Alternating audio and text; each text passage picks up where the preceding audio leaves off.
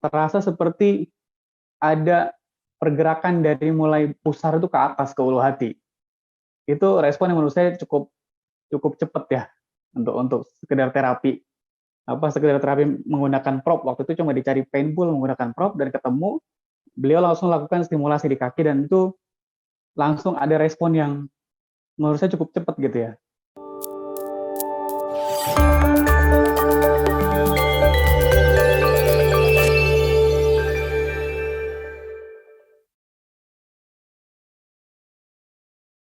Coba sapa dulu nih ya ke Kang Nopian. Assalamualaikum Kang Nopian. Apakah suaranya terdengar? Suara saya terdengar? Waalaikumsalam warahmatullahi wabarakatuh. Oke, apa kabarnya Kang Nopian? Sehat? Alhamdulillah Kang Angga Wih, sehat. kok Luar bisa biasa. barengan ya bajunya ya? Masya Allah. Masya Allah. Gimana kabar, sehat ya Kang ya?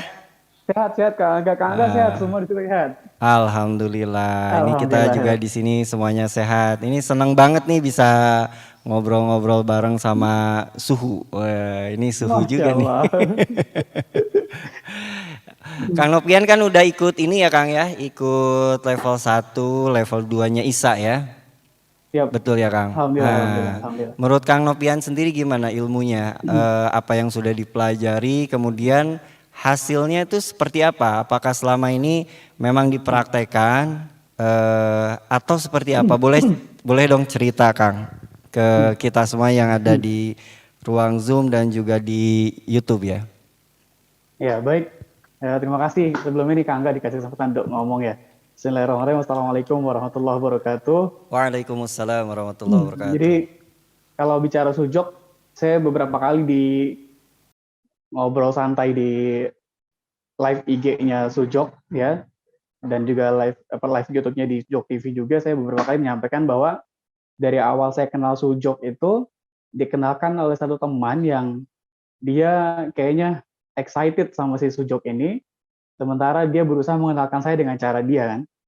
Kemudian cara yang pertama dilakukan adalah dia langsung, Pak sini deh Pak, Bapak ada keluhan nggak? Ditariklah tangan saya untuk kemudian ditanyakan keluhannya, terus dicoret-coret pakai krayon saat itu, masih pakai krayon ya. Jadi teman saya ini bawa krayon, tangan saya dicoret-coret, terus dia kasih tahu ini namanya terapi sujok gitu. Saya pokoknya asing banget dengar istilahnya sujok ini kan. Waktu itu dia benar-benar maksa banget untuk saya ikut, meyakinkan saya bahwa Pak Nopian harus ikut karena basic yang Pak Nopian punya akan lebih mudah mempelajari sujok, karena alhamdulillah saya juga akupunturis dan dia menyarankan waktu itu karena Bapak pemahaman TCM-nya ada dan sujok juga ada beberapa materi yang membahas keilmuan TCM, maka benar-benar yang ngotot banget tuh saya ikut gitu. Dan waktu itu saya ikut kelasnya Dr. Gatot waktu itu. Kelas Dr. Gatot di tempatnya Abu Rafa di Bekasi.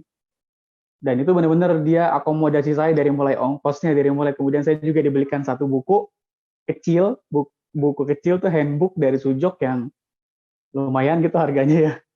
Dibekelin saya dibawa pulang. Terus kemudian dia bilang, coba dia Pak praktekin gitu. Saya masih belum dapat, saya masih skeptis lah waktu itu lah, masih apa sih ini terapi apa gitu, belum terlalu paham. Sampai akhirnya saya kemudian dibayarin lagi, ikut Perpasi 1 dan 2 dengan Dokter Gatot juga tuh. Waktu itu di mana saya lupa tuh ya, di Cimanggis kalau nggak salah, level 1 2, kemudian ikut dengan Dokter Gatot, belajar lebih dalam, dan di situ sebenarnya saya agak jatuh cinta tuh, udah mulai jatuh cinta dengan sujok. Karena apa, yang pertama, pada saat saya berangkat pelatihan itu, saya saat itu sedang ngalamin kondisi diare hebat. Bahkan hampir-hampir saya nggak bisa berangkat. Tapi karena saya nggak enak sama teman saya, sudah dibayari semuanya. Waktu itu lumayan ya, kedua itu. Level Perpasi lumayan, tapi ternyata ilmu juga luar biasa. Jadi berangkatlah saya dalam kondisi saya lemas. Karena diare, malam itu diare. Dan baru benar-benar malam diare. Sampai di tempat pelatihan pun saya lemas, nggak bisa ngikutin dengan baik. Karena saya benar-benar kondisinya saat itu bolak-balik kamar mandi. Sampai satu saat mungkin Dokter Gatot lihat muka saya pucat ya. Terus dia bilang gini, antum kenapa? Dia bilang agak diare nih dok, lumayan juga dari semalam sampai tadi juga masih diare. Terus kemudian beliau langsung pegang kaki saya untuk kemudian diterapi. Nah, pada saat itu terasa ketika beliau terapi di kaki itu terasa seperti ada pergerakan dari mulai pusar itu ke atas ke ulu hati. Itu respon yang menurut saya cukup cukup cepat ya untuk sekedar terapi. Sekedar terapi menggunakan prop, waktu itu cuma dicari painful menggunakan prop dan ketemu, beliau langsung lakukan stimulasi di kaki dan itu langsung ada respon yang menurut saya cukup cepat gitu ya. Sampai akhirnya saya pulang ke rumah, udah selesai terapi, udah selesai latihan, sampai terapi, kemudian pas sampai rumah itu benar-benar ini ya, mohon maaf ya, seperti perut saya itu dikuras. Begitu sampai rumah langsung, mohon maaf ya, keluar semua banyak banget. Itu saya nggak bisa bayangin. Dan saat itu juga setelah saya buang air besar itu yang terakhir itu tuh, di hari yang terakhir mungkin tuh keluar semuanya, dan setelah itu langsung nyaman perutnya. Nyaman langsung berhenti, dan akhirnya saya ngerasa, ini kayaknya terapi yang perlu saya dalamin. Dan ternyata, alhamdulillah berjodoh tuh. Waktu itu saya ikut kelas Madam Bufinder yang di Surabaya, karena pada saat yang sama juga sebenarnya ada di Hotel Jakarta ya, tapi karena saya ada bentrok dengan jadwal kelas yang lain, akhirnya saya ikut di Surabaya, dan itu pun diongkosin, dibayarin juga. Jadi luar biasa nih emang. Saking teman-teman tuh meyakini bahwa saya harus jadi orang yang bisa ikutan kelasnya Sujok yang internasional, kemudian berharap teman-teman yang memberangkatkan saya ini bisa dapetin ilmu dari saya, menduplikat gitu dari apa yang saya dapat di Surabaya dengan Madam Bupinder Kaur, kemudian duplikat ke teman-teman gitu. Ngajarin ke teman-teman juga, dan alhamdulillah saat ini saya sudah nyetak teman-teman yang saat ini sudah belajar gitu ya di Tangerang khususnya cukup banyak, kelas-kelas sharing session ya, udah ada kurang lebih 30 sampai 40 orang lah sudah ikutan sharing session dan terus bergerak sampai akhirnya sekarang juga lagi ada teman-teman yang di Lumajang. Saya mungkin juga sudah share di Instagram ya buat teman-teman di Lumajang itu yang turun sebagai tim relawan pasca bencana untuk healing ya, kondisi trauma healing. Salah satu terapi yang dipraktekkan di sana yaitu Sujok. Dan luar biasanya begitu mereka posting, saya lihat yang pertama antusiasme orang untuk di terapi Sujok itu besar. Yang kedua testimonial banget, benar-benar ketika di terapi kan pada saat itu kan banyak relawan yang punya masalah di tenggorokan, infeksi saluran pernapasan ya, ISPA gitu. Dan akhirnya saya lihat di video tersebut, salah satu relawan bilang setelah di terapi itu kondisi nafasnya lebih rileks, lebih nyaman, lehernya juga nyaman, nggak gatel, nggak batuk. Dan pada saat itu pun setelah di terapi ternyata emosinya lebih terjaga. Karena saat itu dia bilang, si teman saya ini yang minta informasi terus tentang Sujok untuk ISPA itu, disampaikan bahwa relawan di sini kondisi emosinya nggak stabil. Maka saya sarankan juga untuk treatment emosinya dengan Sujok gitu.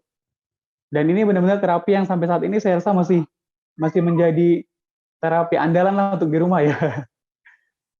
Karena anak saya pun yang usia 4,5 tahun tadi seperti yang dikatakan Pak Hartono gitu ya. Kalau nggak percaya terapi ini mudah, coba aja anak SD kelas 1 pun bisa belajar. Bukan SD kelas 1, anak saya usia 4,5 tahun sudah bisa mensujud dirinya sendiri. Masya Allah.